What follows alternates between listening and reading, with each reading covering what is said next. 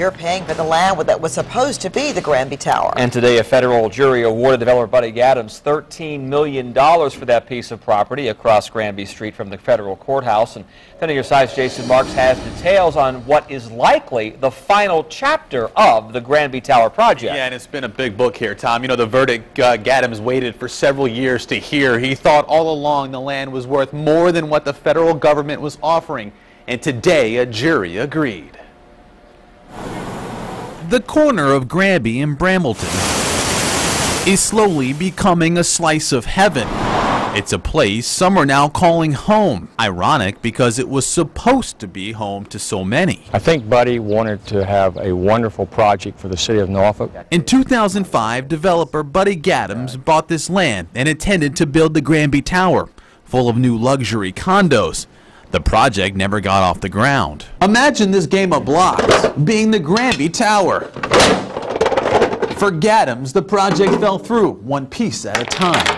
First, the financing disappeared, and then the federal government stepped in, sending the project tumbling to the ground. It's been incredibly frustrating to have to deal with a 900-pound gorilla like the federal government. In July 2010, the federal government condemned the property.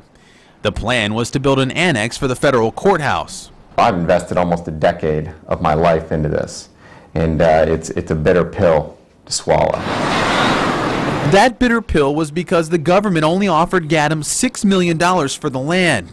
He thought it was worth much more, so he took them to court, and he won. The verdict was over twice what the government took the property for, so it showed that they didn't offer a fair price. A jury decided the land was worth $13 million. Well, certainly it's one of the largest verdicts in Virginia, and certainly one of the largest verdicts in this area in years. 3 days of trial ended years of agony. In this economy, the jury was still fair and said to the federal government, you took it too cheap.